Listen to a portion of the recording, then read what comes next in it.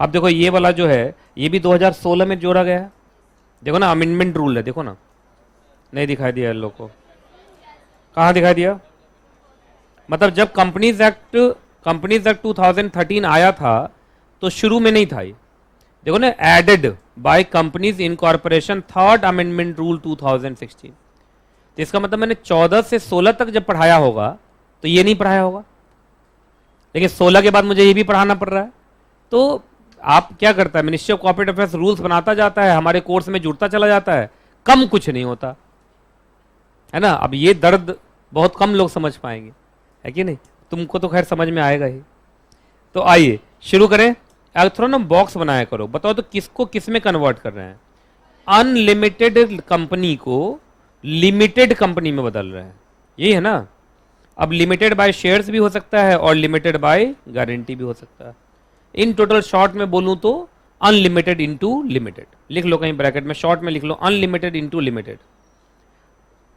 बाकी types of company chapter में पढ़ा चुका हूं। अनलिमिटेड कंपनी, देखो मैं ये अब नहीं समझाऊंगा अभी कि अनलिमिटेड क्या होती है, लिमिटेड क्या होती है, सब बता चुका हूं।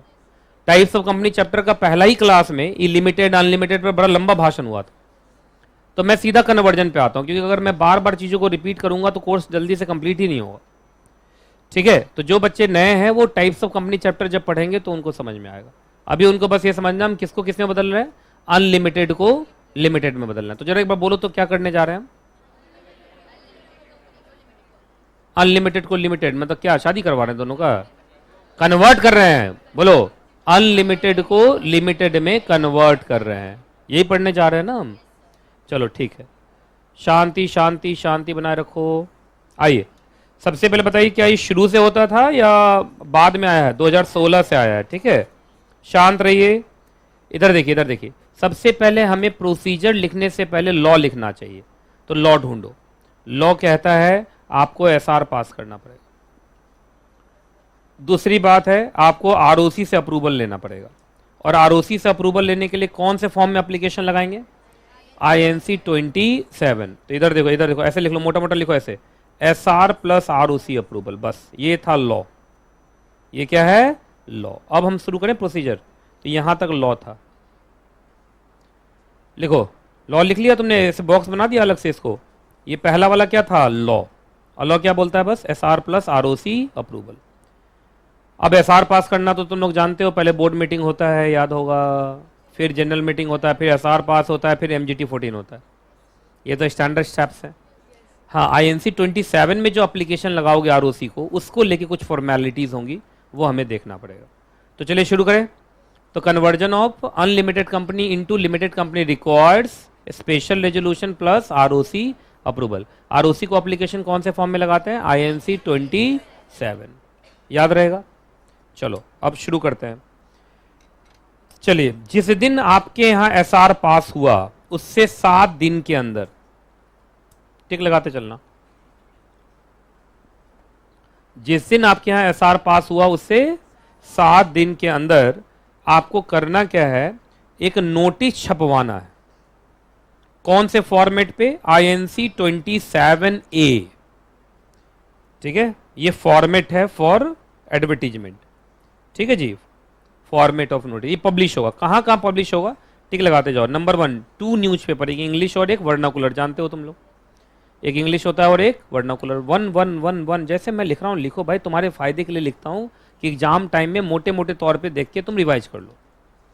दूसरे नंबर पे वेबसाइट पे डालना पड़ेगा।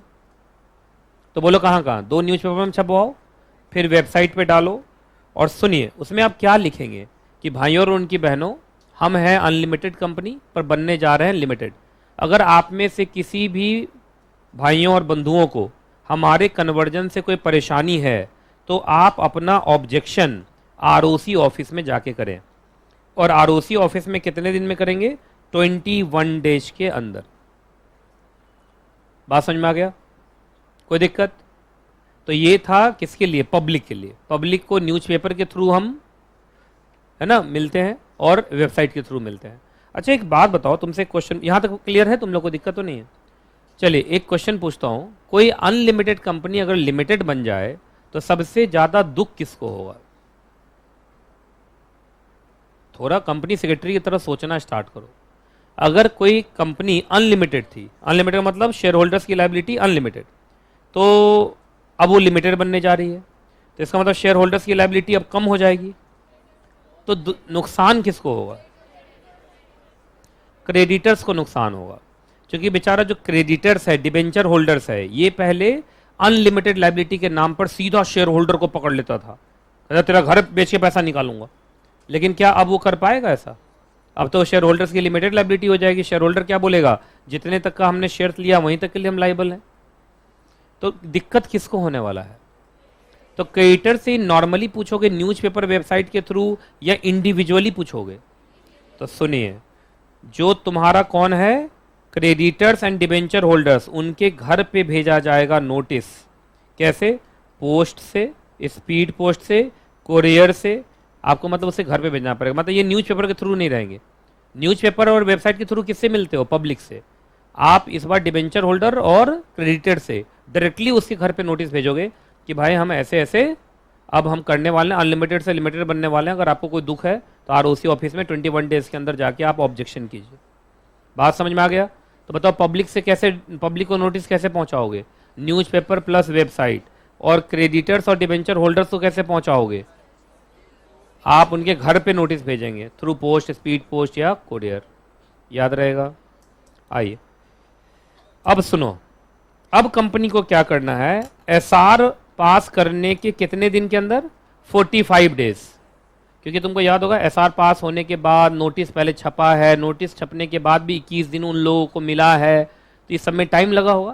तो इसलिए 45 डेज में, 45 डेज में एप्लीकेशन लगा देंगे किसको जाके? आरओसी को। कौन से फॉर्म में? INC 27। तो बताओ सीधा एप्लीकेशन लगा है या पहले एडवर्टीजमेंट हुआ है? पहले एडवर्टीजमेंट हुआ है, बाद में एप्लीकेशन लगा है। इसका मतलब ये हुआ कि जितने भी लोगों को ऑब्जेक्शन सब करना होगा वो सब आरओसी ऑफिस में ऑब्जेक्शन कर चुके होंगे। नहीं, क्योंकि हम 45 डेज में एप्लीकेशन लगा रहे हैं ना एसआर से, और तुमने देखा था एसआर से 7 दिन के अंदर हमने पब्लिश कर दिया था, सब कुछ कर दिया था। तो इसका मतलब पब्लिकेशन पहले हो गया है और एप्लीकेशन लग रहा है अब।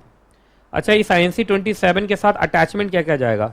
तुम लोग को सिखाया था ना कि जिस स्टेज में हम फॉर्म फाइल करते हैं उस स्टेज तक जितनी चीज़ें हो चुकी होती हैं सबको अटैच कर देते। एसआर पास हुआ है तो मेरा मानना है नहीं भी लिखे तो भी तुम्हारा बोर्ड मीटिंग हुआ ही होगा, तो बोर्ड मीटिंग का मिनट्स डाल देना, बोर्ड मीटिंग का नोटिस ऑफ बोर्ड मीटिंग डाल देना, उसके बाद नोटिस ऑफ जनरल मीटिंग डाल देना, फिर एसआर की कॉपी डाल देना, एसआर पास हुआ होगा।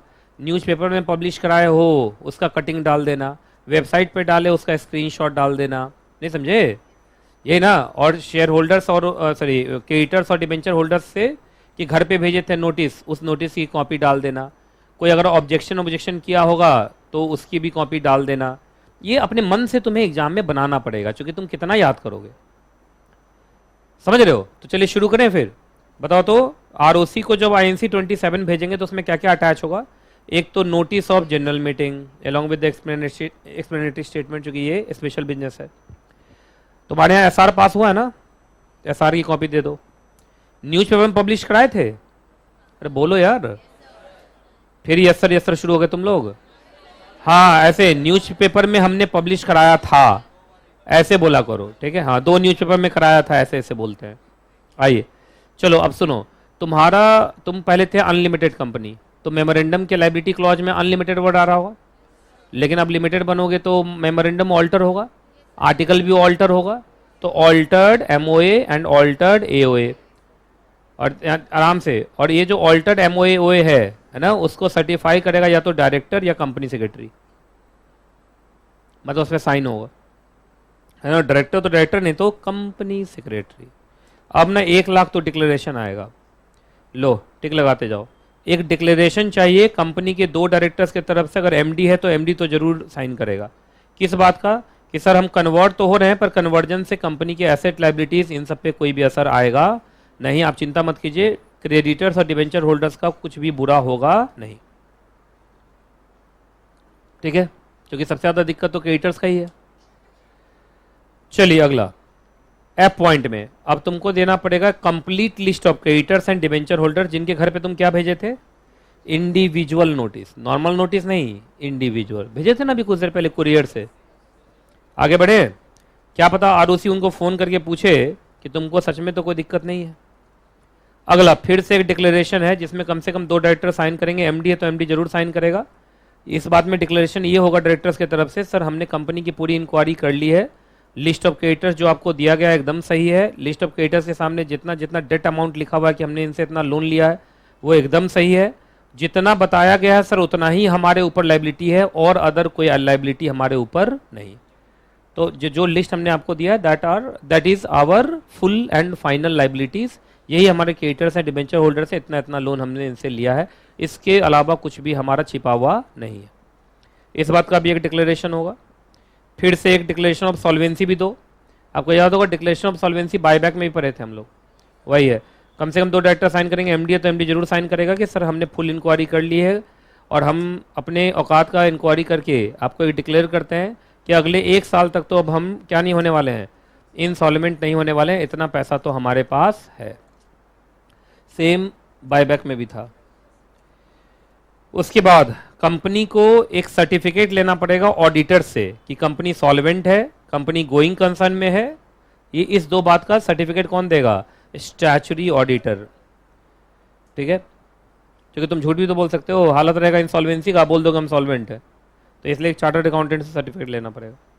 एक एनओसी लो भाई सेक्टरल रेगुलेटर से। सेक्टरल का मतलब अगर तुम इंश्योरेंस कंपनी हो तो आईआरडी, बैंकिंग कंपनी हो तो आरबीआई, जो भी आपका सेक्टरल रेगुलेटर है उससे आपको एक एनओसी लेना पड़ेगा कि उनको कोई भी परेशानी नहीं है।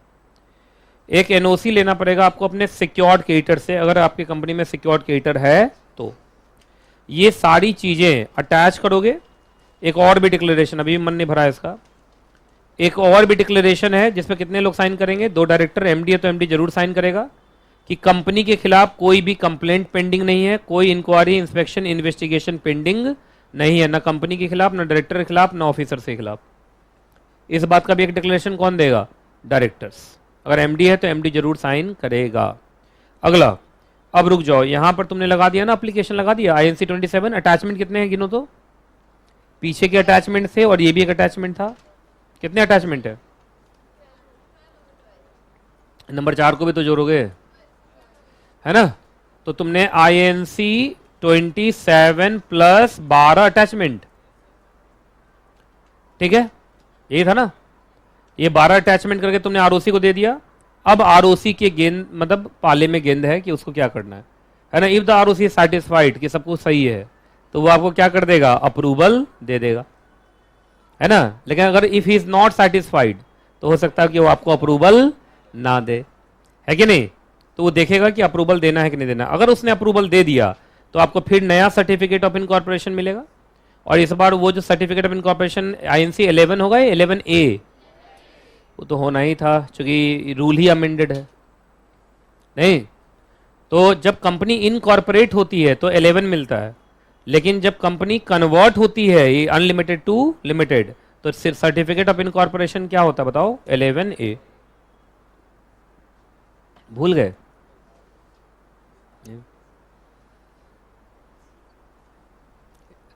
ठीक है।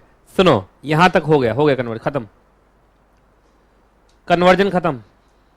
तो कहा नीचे तो जो लिखा हुआ है वो क्या, अब वो अलग अलग चीज है, ये एक्चुअली लॉ है। अब जो मैं पढ़ाऊंगा वो प्रोसीजर नहीं है, ये सब लॉ है। ये सब क्या है, अब लॉ।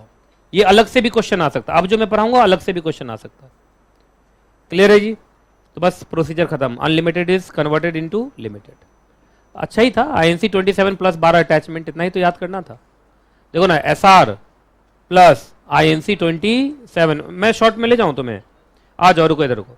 SR के बाद तुम्हारा INC 27A, एक है तुम्हारा न्यूज़पेपर, वेबसाइट है, इंडिविजुअल नोटिस है, याद है, इंडिविजुअल नोटिस टू क्रेडिटर्स और डिबेंचर होल्डर्स, ये है डिबेंचर होल्डर्स, है ना। इन सबको अपना टाइम दे दिया। इसके बाद तुमको याद होगा फिर लगता है INC 27 विद 12 अटैचमेंट्स, ये था। अगर सब कुछ ठीक रहा तो फिर आरओसी आपको दे देगा new certificate of incorporation in INC 11। अगर देखा जाए तो शॉर्ट फॉर्म में इतना ही कहानी तो बनता है नहीं।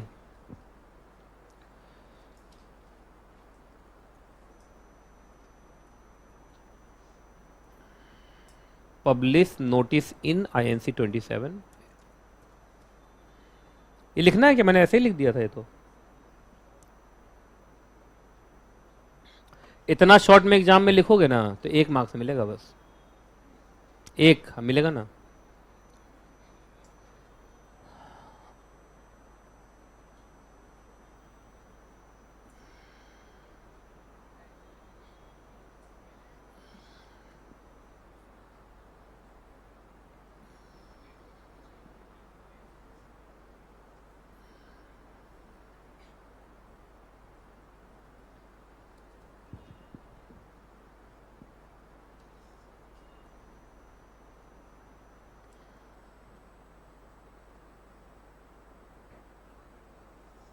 दुनिया में एक ही चीज है जो हमेशा चलती रहती है, बताओ क्या? समय। तो यही समझाना चाह रहा था कि समय चल रहा है, एग्जाम नजदीक है। समय के साथ आप चलिए, समय के हिसाब से हमें चलना होता है, हम अपने हिसाब से समय को नहीं चला सकते हैं। क्या मैं समय से आगे आगे कुछ नहीं है भाई, अभी तो उसमें जीएसटी कहाँ है लिखा हुआ, बताओ? जीएसटी भी तो कराना है आपको। लगा मुझे मालूम है ना कोर्स कितना ज़्यादा है।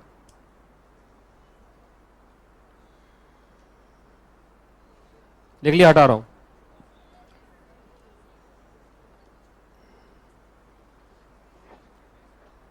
आज 7 प्रोसीजर करना है, 7 में से अभी 1 भी नहीं हुआ है। चलिए हटा रहा हूँ।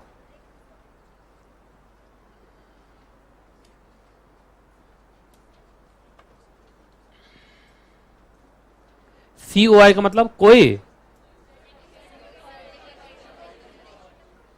Certificate of incorporation. चलिए अब यहां से लॉ है, ये भी एक लॉ है और ये भी एक लॉ है, तो ये इसको अलग पढ़ो। करो तो ऐसे लाइन खींचो तो लॉ बोलने का मतलब ये अलग से भी आ सकता है। चलिए हेडिंग बोलो, इस लॉ का हेडिंग बोलो। अच्छा एक बात बताइए, ये कंडीशंस प्री कंडीशंस हैं या सब्सिक्वेंट कंडीशंस हैं? कन्वर्जन के बाद।